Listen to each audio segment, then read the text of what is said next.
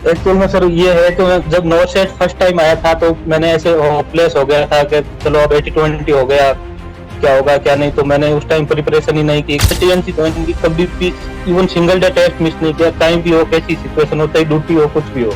मेरे ये दो क्वेश्चन फेवर में नहीं आते तो मैं ये पर्सनली मानता हूँ मेरी रैंक आती 500 है बहु, क्योंकि इस कंप्यूटर रैंक का जो मैंने ऐसे ऑब्जर्व किया है ना, हर सिंगल पॉइंट से रैंक ऊपर नीचे हो रही है। जैसे फिर मैं ओपलेस नहीं हुआ, मैं यार अपनी भी अपनी थ्योरी पर भी इतनी कमांड नहीं है, तो फिर भी अपन इसी स्टेज पर पहुंचे, अच्छी बात है।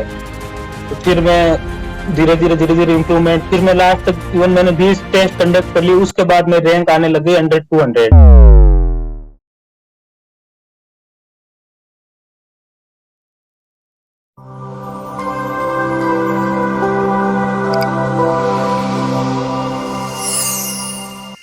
नमस्कार, एक बार फिर से आप सभी साथियों का हार्दिक स्वागत, अभिनंदन टीएनसी के इस ऑनलाइन प्लेटफॉर्म में। और आज हमारे साथ है एक बहुत ही शानदार संघर्ष की कहानी और नॉर्सेट 4.0 में बहुत ही बड़ी सफलता, ए ऑल इंडिया रैंक 139 के साथ गणपत गोदारा जी। बहुत बहुत बधाई और शुभकामनाएं। Thank you so much sir. कैसा लग रहा है बिल्कुल all India rank 139? Sir, last 4 days से ऐसा लग रहा है ना कि मतलब कि अब जाके के जो नर्सिंग तो जो ड्रीम था वो पूरा हुआ है सर। ओके, एक्चुअल में जॉब मतलब 3 ईयर से थी, पर लेकिन वो घर जाने की खुशी अलग ही होती है सर। बिल्कुल बिल्कुल, बहुत ही अच्छी बात बताइए कि भैया जॉब तो पहले से ही थी, लेकिन जो घर के नजदीक जाने की जो खुशी है वो इस बार पूरी हुई है। और इस बार आपका डेस्टिनेशन एम्स जोधपुर है और वो इस बार आप जा रहे हैं। तो इस इंटरव्यू की शुरुआत करने वाले हैं और इस इंटरव्यू में बहुत सारे क्वेश्चंस हैं, बहुत सारे बच्चों के क्वेश्चंस हैं जो ऑलरेडी जॉब में लगे हुए हैं, उनके भी क्वेश्चंस हैं, और जो इस समय तैयारी कर रहे हैं उनके भी क्वेश्चंस हैं। उन सारे के सारे क्वेश्चंस आपसे पूछने वाले हैं। तो इस इंटरव्यू की शुरुआत आपके अपने इंट्रोडक्शन से। Yes sir, my self Ganpat Godara from Nagaur Rajasthan, और मैं एट प्रेजेंट एम्स ऋषिकेश में हूँ सर, लास्ट 3 ईयर से नर्सिंग ऑफिसर की पोस्ट पर सर। ओके, एम्स ऋषिकेश में है आप पिछले 3 साल से, और कंटिन्यूसली आपने मेहनत कर रहे थे कि कब एम्स जोधपुर की भर्ती आए और मैं कब निकालूं। तो मैं ये जानना चाहता हूं कि यहाँ से आपके इस इंटरव्यू की शुरुआत करेंगे, और इस इंटरव्यू में बहुत सारे बच्चे जो इस समय कहीं ना कहीं घर से दूर लगे हुए हैं, उनको भी फायदा मिलने वाला है। साथ ही साथ उन बच्चों को भी फायदा मिलने वाला है जो बच्चे अभी इस समय तैयारी कर रहे हैं। तो सबसे पहले बताएं कि इस बार जो सबसे टफेस्ट पेपर रहा है उसकी जो स्ट्रेटजी है आपने कैसे बनाई और किस प्रकार से तैयारी करना शुरू किया? एक्चुअल में सर ये है कि मैं जब नोट सेट फर्स्ट टाइम आया था तो मैंने ऐसे होपलेस हो गया था कि चलो अब 80-20 हो गया, क्या होगा क्या नहीं। तो मैंने उस टाइम प्रिपरेशन ही नहीं की, अब तो जोधपुर मिलना मतलब बहुत बड़ी टफ चीज हो गई। फिर सर उसी टाइम मेरे फ्रेंड यहाँ से उसी नोट सेट में उनका मेरे इवन रूममेट का भी सिलेक्शन हो गया था, ओके। क्योंकि वो कंटिन्यू प्रिपरेशन करता रहा। फिर एक आपके नोट सेट के उसी नोट सेट में रैंकर है टीएनसी के जीवन जी, जो एम्स जोधपुर में अभी 8% में है। बिल्कुल बिल्कुल, जीवन जी हमारे बहुत ही पुराने स्टूडेंट रहे हैं और बहुत ही अच्छी बिल्कुल रैंक बिल्कुल कर सर। रहे हैं। तो सर मैंने उनसे कंसल्ट किया था, इवन मैं लास्ट नोट सेट से प्रिपरेशन कर रहा था। लास्ट नोट सेट में एम्स जोधपुर की वैकेंसी आई नहीं। फिर उसके बाद मैंने जीवन जी से थोड़ा ऐसे गाइडेंस लिया, तो उन्होंने बोला कंटिन्यू टेस्ट देते रहो और उसी टाइम पर दो। मोस्टली अपना जैसे नोट सेट का पेपर मॉर्निंग शिफ्ट में होता है, तो क्या इवन ट्राई करो कि जो अपना नोट सेट पैटर्न का जो आप टीएनसी पर अर्ली मॉर्निंग अपलोड करते हो तो मॉर्निंग में कंडक्ट करूँ मैं। तो सर मेरा ओके, रूटीन मोस्ट ऑफ यही रहा था जब से मैंने टीएनसी ज्वाइन की, कभी भी even single day test miss नहीं किया। कहीं भी हो, कैसी सिचुएशन हो, चाहे ड्यूटी हो, कुछ भी हो। और ओके, बहुत ही अच्छी बात इवन बताइए कि आपने सिंगल डे भी टेस्ट मिस नहीं किया। और सबसे बड़ी बात होती है, मुझे जहां तक पता है कि एक एम्स की जॉब के साथ पढ़ाई करना तो बिल्कुल एक बोले तो बिल्कुल एक बिजी शेड्यूल रहता है, और बिल्कुल टाइम निकालना बहुत ही बड़ा डिफिकल्ट टास्क होता है। उसमें भी आपने ये चीज तो फिक्स कर ली कि भैया दोस्त ने बताया है, दोस्त पिछली बार मेरा रूममेट था या जो मेरे साथ है वो जोधपुर चले गए और मैं रह गया, तो दोस्त के कहने पे आपने शुरुआत की। तो इससे पहले आपने कभी बिल्कुल कोई टेस्ट सीरीज दिया था? नहीं नहीं सर, ये मेरा फर्स्ट टाइम था टेस्ट सीरीज के रिगार्डिंग। और सर ये भी जीवन जी ने जब से गाइड किया उसके बाद ठीक है, मैंने पहले थ्योरी क्लियर की, एनकलेक्स वगैरह, फिर मैं क्वेश्चन जब से इसमें टीएनसी से ज्वाइन किया उसके बाद में मैं डेली टेस्ट। और सबसे बड़ा प्लस पॉइंट मेरा ये था, मैं जब भी टेस्ट देता इवन रेशनल के टाइम मेरे पास नोटबुक रहती थी, तो आपके most of question her paper में 4 या 5 क्वेश्चन ऐसे मिलते थे जो मतलब मैंने कभी देखे ही नहीं थे। तो मैं उनको नोट डाउन करता था कि यार ये तो कुछ नई चीज सीखने को मिली है, तो इसको गूगल भी करो और कहीं से जहां से नॉलेज मिल रही है और लो नॉलेज। ओके, बहुत ही अच्छी बात बताई है कि पेपर के अंदर बहुत सारे क्वेश्चन खुद से मेकअप किए जाते हैं, बहुत सारे बुक्स में से आपको थ्योरी पढ़ के फिर से क्वेश्चन बनाए जाते हैं, और बच्चा जब थ्योरी पढ़ के आता है तो उसको आसानी से निकाल लेता है। लेकिन कई क्वेश्चन ऐसे होते हैं जो जहाँ ना थ्योरी में मिलते हैं, ना गाइड बुक में मिलते हैं, ना कहीं नहीं देखे हुए हैं। ऐसे कैसे क्वेश्चन भी आपको टीएनसी की टेस्ट सीरीज में दिखते हैं, क्योंकि वो प्रैक्टिकल के नॉलेज से आता है और बहुत बड़े एक्सपीरियंस से आता है।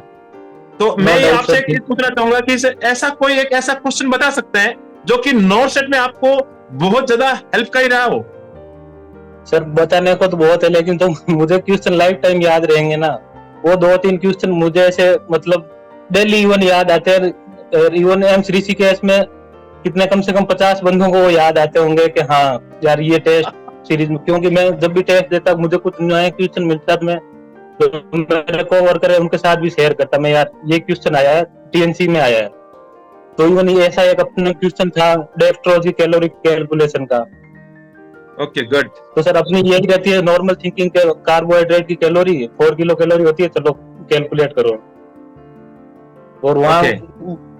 और वहाँ माइनस वहाँ पर नेगेटिव चले जाते हैं। फिर वो उसका मैंने रेशनल देखा, फिर आपका भी रेशनल दिया हुआ था क्वेश्चन में, फिर वो चीज मेरे कॉन्सेप्ट में आई। फिर वो डिटो क्वेश्चन मैं आपको थोड़ा सा यहाँ पे रोकना चाहूंगा कि वो क्वेश्चन ये था कि डेक्स्ट्रोज के अंदर एक लीटर डेक्स्ट्रोज के अंदर कितनी कैलोरी होती है, वो क्वेश्चन हूबहू नॉर्थ सेट में आया था।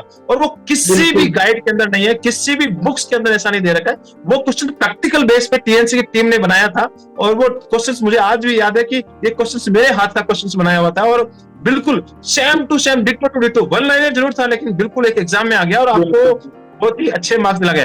तो ऐसे क्वेश्चन आते थे तो आप अपनी क्यूरियोसिटी बढ़ जाती थी कि अरे यार ये क्वेश्चन तो बहुत ही नया आया है, तो आप ऐसे क्वेश्चन का क्या करते थे?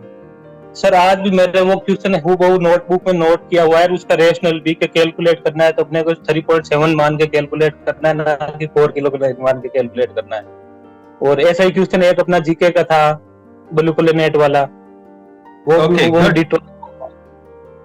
ओके, मतलब ये छोटे छोटे ऐसे क्वेश्चंस होते हैं, जीके का क्वेश्चन सेम मिल जाना बहुत ही बड़ी बात होती है। देखो ये बहुत, क्योंकि एक एक नंबर का खेल होता है। आज मेरे पास इतने हजारों मैसेजेस होंगे जो ये बोले कि सर मेरे सिर्फ 0.50% आते थे तो शायद मैं क्वालिफाई कर जाता और जनरल में क्वालिफाई कर जाता, और जनरल की सीटें बिल्कुल इस बार खाली रही है। तो आप सोच सकते हैं कि 0.50 यानी आपके पास तो 2 क्वेश्चन है तो बिल्कुल आपको 0.50 नंबर मिल जाता है, और बहुत ही अच्छी रैंक, और एक एक लाइन सिंगल लाइन वो आपको बहुत ही बड़ा रैंक बनाती है। मेरे ये 2 क्वेश्चन फेवर में नहीं आते तो मैं ये पर्सनली मानता हूँ मेरी रैंक आती 500 है बहु, क्योंकि इस कंप्यूटर रैंक का जो मैंने ऐसे ऑब्जर्व किया है ना, हर सिंगल पॉइंट से रैंक ऊपर नीचे हो रही है। जैसे मतलब अपन देखें तो एग्जैक्टली यही होता है। बिल्कुल बिल्कुल, तभी आज बहुत ही आप खुश नजर आ रहे हैं कि जो टीएनसी ने जो बिल्कुल एक ऐसे रामबाण जो धीरे धीरे जो आपके माइंड में फिक्स कर दिए थे, और उसी रामबाण की वजह से आज आप इतने अच्छे रैंकर्स बने हुए हैं, आपके जोधपुर जाने का सपना पूरा हुआ है। तो मैं ये जानना चाहूंगा कि जैसे आप वो डेक्स्ट्रोज वाला क्वेश्चन आया होगा आपके सामने, तो अपने दोस्तों को भी आपने बताया होगा कि यार ये क्वेश्चन बिल्कुल नया है। तो एम्स में जब आप ड्यूटी करते होंगे तो साथ वाले को पूछते होंगे चल बता भाई, रोज तो मेरे साथ भी काम करता है, तो ये क्वेश्चन बता कि ये क्वेश्चन का आंसर बता। तो ऐसे करते थे या नहीं? बिल्कुल सर, मैं जैसे ही मैं आता मैं क्वेश्चन अलग से नोट डाउन करके लाता। और इवन जब एम्स जोधपुर वाला जो एएसएनओ का एग्जाम हुआ था उसमें तो 1-2 दोस्तों ने मुझे बोला कि नॉर्थ सेट का पेपर हो गया, तो वो टीएनसी वाले हमें क्वेश्चन तो थोड़े रेशनल तो देखने दे, क्योंकि नॉर्थ सेट में भी इसके क्वेश्चन आए हैं तो वहां भी मिलेंगे। ओके, बहुत ही बड़ी बात और बहुत ही खुशी की बात कि जो आपने बुक बनाई है वो तो दे दे भाई, तू मुझे एसएनओ का पेपर देने दे उसमें से ही, क्योंकि हमें इतने टाइम नहीं बचा है, हम उसी को पढ़ के चले जाए और हमारा भला हो जाए। बिल्कुल, ये बहुत सारे बच्चे करते हैं और ये बिल्कुल अच्छी बात भी है, क्योंकि छोटे छोटे क्वेश्चन हमेशा टीएनसी से आपको मिलते हैं तो बहुत ही अच्छी रैंक आपको मिल जाती है। मैं ये जानना चाहता हूँ कि जब आप, हाँ बताएं। बिल्कुल जब मैंने पर्सनली ऑब्जर्व किया ना वो चीज मैं ऐसे मानता हूँ, क्योंकि जैसे आपके टीएनसी के पहले वाले भी जो मेरे जूनियर आए हैं यहाँ, वो भी टीएनसी से जुड़े हुए थे, जयपुर के, तो उन्होंने बोला कि नहीं यार टेस्ट में बहुत टाइम कंज्यूम होता है, तो ऐसे किया करो 1-2 क्वेश्चन सबमिट कर दो, उसके बाद रेशनल पढ़ लो। तो फिर तो टेस्ट सीरीज जब मेरा मूड हुआ मैं 5 क्वेश्चन पढ़ लूं, नहीं तो नहीं पढ़ूं। उसमें बाउंडेशन नहीं मिलेगी मुझे, और बिना बाउंडेशन के इस कंपटीशन में मजा भी नहीं आता। बाउंडेशन होनी जरूरी है कुछ ना कुछ। तो बिल्कुल फिर बिल्कुल, आपने आपने हाँ एक बहुत ही बड़ी बात बताई है कि आपके साथ वाले भी यही करते थे कि टेस्ट सीरीज जरूर ज्वाइन कर लेती है, उन्होंने वो एग्जाम दे रहे थे, एक दो क्वेश्चन या चार पांच क्वेश्चन अटेंड करने के बाद सबमिट कर देते।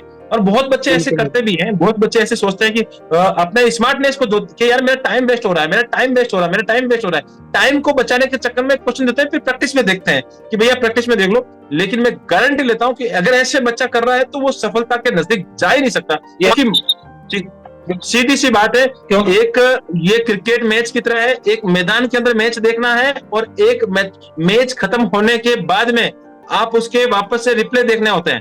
तो वही वाली बात यहाँ पे चलती है, जो मैदान के अंदर जो मैच होता है वो लाइव टेस्ट में ही होता है। बिल्कुल सर, जो मजा लाइव में है ना वो रिप्लाई में मजा कभी नहीं आता। क्योंकि मैंने एक दिन ऐसे किया था, मैंने ये 200 क्वेश्चन का मैंने 5 क्वेश्चन किया, सबमिट कर दिया। फिर मैं यार मैं टाइम भी मैंने वेस्ट किया यार, वो मुझे वो मजा भी नहीं मिला डेली वाला। तो मैं यार चलो टाइम लग रहा है लेकिन मुझे रिजल्ट भी मिल रहा है उस टाइम का।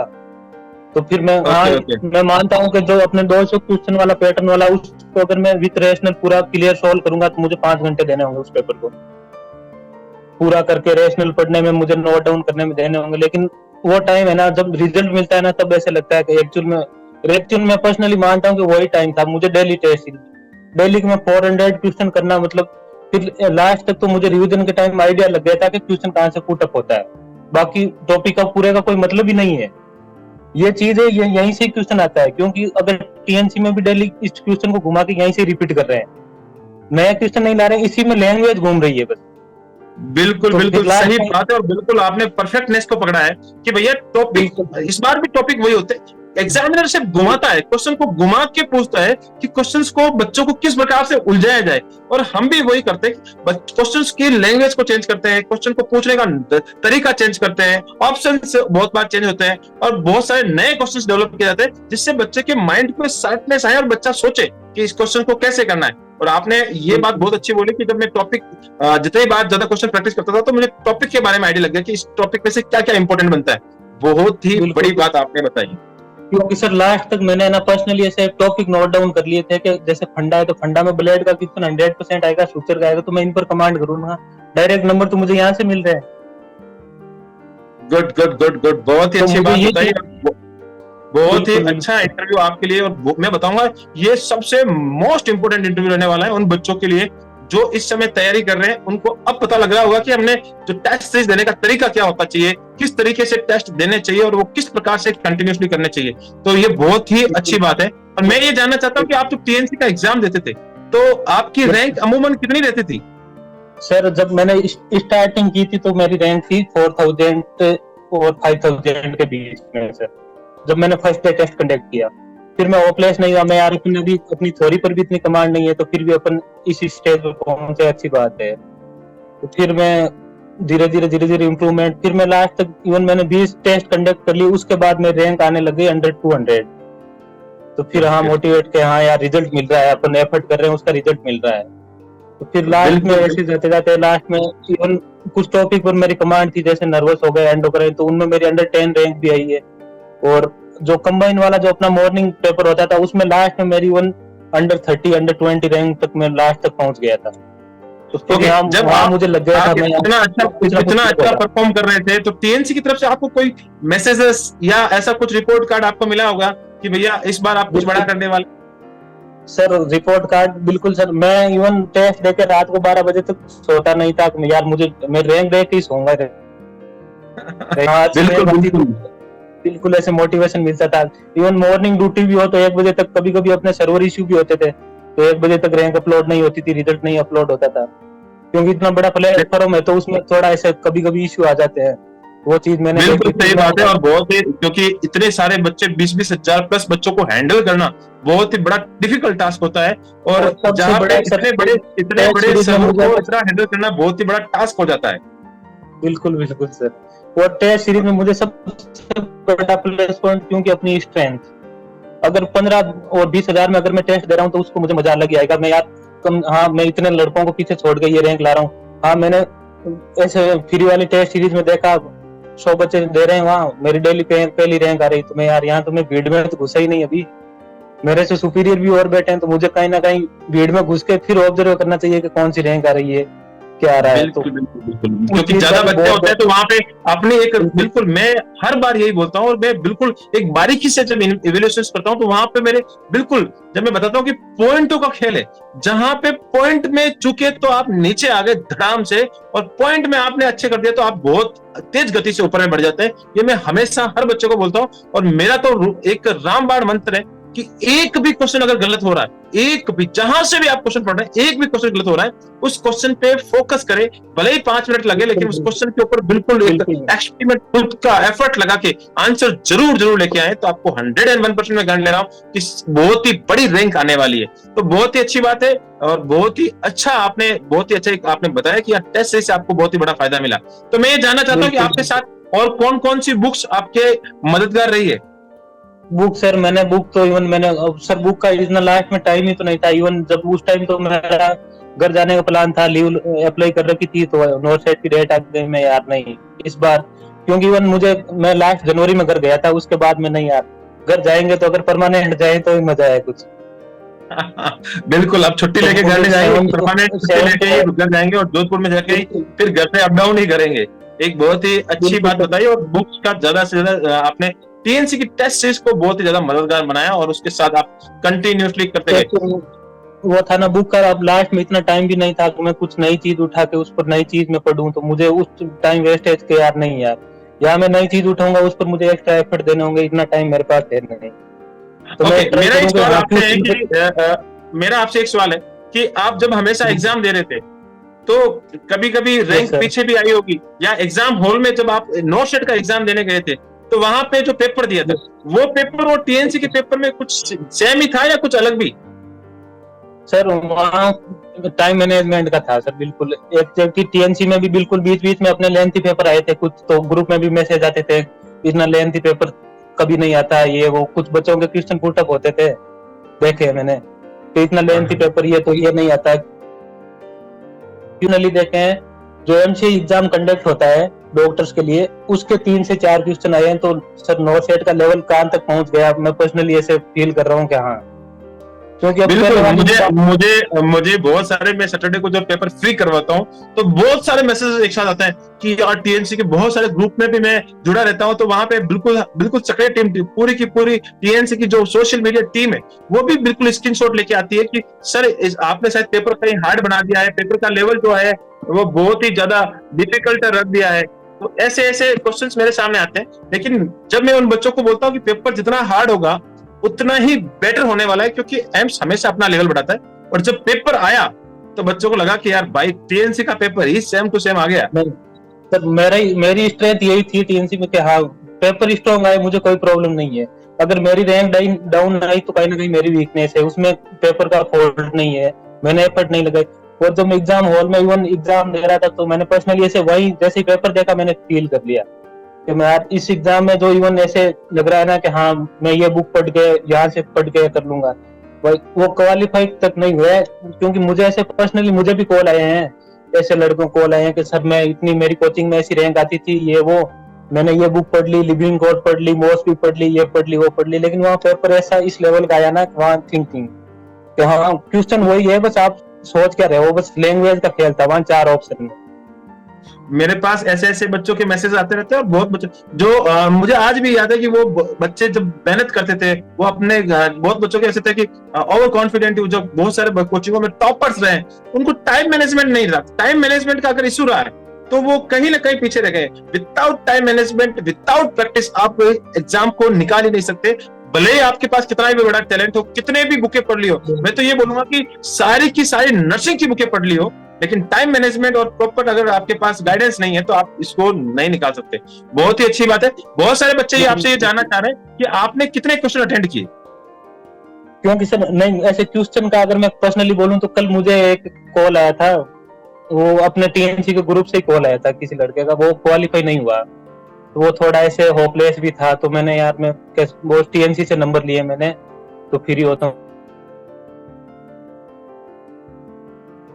बात करनी जरूरी है इस सिचुएशन में। उसने मुझे ऐसे बताया कि मैंने उसको डायरेक्टली यही पूछा मैं कितने क्वेश्चन अटेम्प्ट किए थे, कि क्वेश्चन मैंने अटेम्प्ट किए थे 130, तो फिर मैं यार 130 के, यार मेरे सीनियर है दिल्ली एम्स में, उन्होंने मुझे बताया 130, तो मैं यार उन सीनियर से तो मुझे बात करनी चाहिए पर्सनली यार। मुझे मैं 130 क्वेश्चन अटेम्प्ट करके और वहां पर मैं ऐसे पर्सनली सोचता हूँ नहीं मेरे 120 माइनस मार्किंग करके मेरा स्कोर रहेगा, तो सर कभी भी पॉसिबल नहीं। मैं पर्सनली ये मानता हूँ। ठीक है, किसी का अलग अलग होता है, क्योंकि इवन सर मैं कोई आप सिंपल से सिंपल क्वेश्चन मुझे आज 100 क्वेश्चन बता रहे हो, कल मेरा उसका एग्जाम कंडक्ट करोगे तो मैं मेंटलिटी की वजह से 10 क्वेश्चन गलत कर दूंगा वहाँ। बिल्कुल सही और बात। वहाँ उसके बाद बिल्कुल आप मुझे ऐसे सामने से बताए हैं लेकिन मैं वहाँ गलत कर दूंगा। मैं पर्सनली ऐसा मानता हूँ, क्योंकि अपने बहुत सारे क्वेश्चन रिपीट होते थे, रिपीट वाले भी मेरे गलत होते थे। तो उस टाइम मेंटलिटी क्या है, मैं क्या थिंकिंग दे रहा हूँ, उस टाइम क्या दे रहा हूँ। तो मैं यार 130 तो तूने क्या सोच के अटेम्प्ट किए कि वही मेरी जो मेरा वीक पॉइंट था वही हो गया। मैं कोई ना इस बार, हाँ मैं ऐसे सब पर्सनली मानता हूँ कि मैंने आज तक 4 से 5 एग्जाम फाइट किए तो मैंने 190 से नीचे क्वेश्चन कभी किए नहीं, ना मैंने टीएनसी में किए हैं कभी। डेली 190 क्वेश्चन अटेम्प्ट करता था मैं टीएनसी में मिनिमम, और एग्जाम में बिल्कुल नहीं हुआ बिल्कुल। क्योंकि ये स्पीड बढ़ाने का खेल होता है और ये कंटिन्यूटी मेंटेन करने का खेल होता है। अब वो इतने कम क्वेश्चन अटेंड करके भी वो ये सोच रहा है कि मेरा सिलेक्शन हो जाएगा, तो कभी भी नहीं होगा। इस एग्जाम के अंदर तो यही हाल रहा है कि बच्चे 130, 140, 50 थक गए थे कि यार ये क्या हो रहा है। और क्योंकि बच्चों की बैठने की प्रैक्टिस नहीं थी, पहले थ्योरी कितना भी पढ़ लो कोई फर्क नहीं पड़ने वाला। और एक बहुत ही अच्छा आपने बहुत ही शानदार बताया कि मेरे पास कॉल आया और उस बच्चे से मैंने पूछा और आपने एक्सपीरियंस शेयर किया।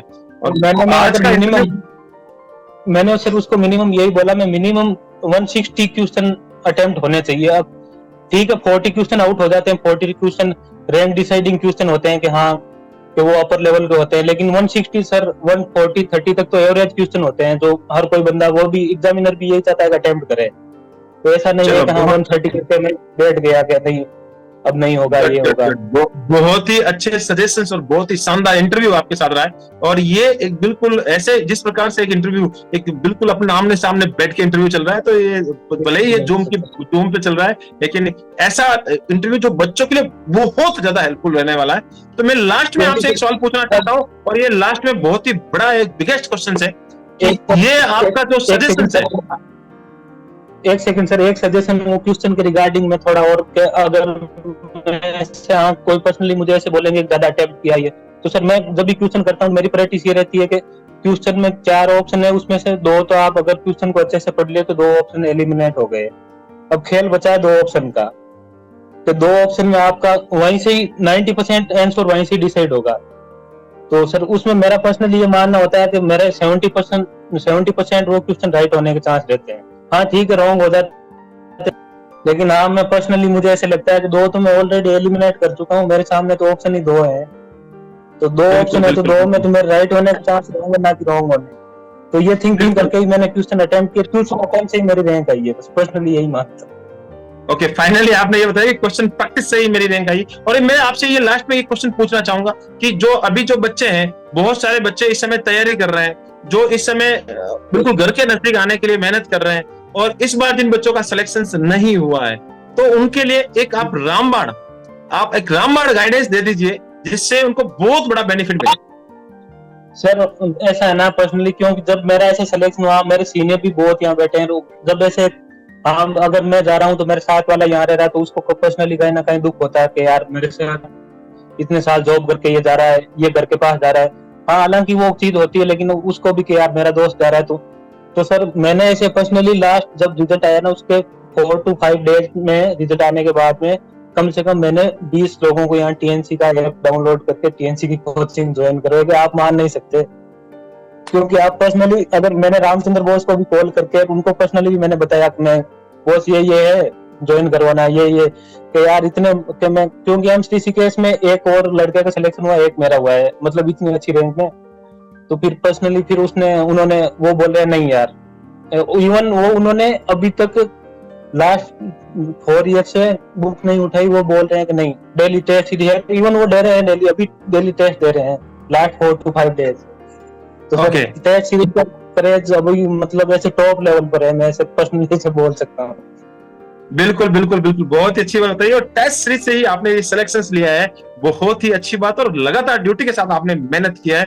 और बहुत ही शानदार रैंक को हासिल किया है। तो इस इंटरव्यू सेशंस को आपने अटेंड किया, बहुत सारे सजेशंस, बहुत सारे एक्सपीरियंस, ऐसे ऐसे क्वेश्चंस जो बताए, बहुत ही शानदार क्वेश्चंस आपने बताए। तो इसके लिए आपको बहुत बहुत धन्यवाद। आप हमेशा ऐसे ही अपने माता पिता का नाम, साथ ही साथ अपने जिस इंस्टीट्यूट में आप काम कर रहे हैं उस इंस्टीट्यूट का नाम, और जहां से आपने नर्सिंग की है वहां का नाम, और जिस धरती से आते हैं उस धरती का नाम, और साथ ही साथ टीएनसी का नाम हमेशा रोशन करते रहे। जय हिंद, जय भारत, वंदे मातरम। Thank you so much. Thank you so much sir. बिल्कुल, इस जर्नी में टीएनसी का तो बहुत मेरे लिए पर्सनली बहुत वो मायने रखने वाला रोल है, तो मैं पर्सनली आपको थैंक यू बोल रहा हूँ सर। बहुत बहुत धन्यवाद।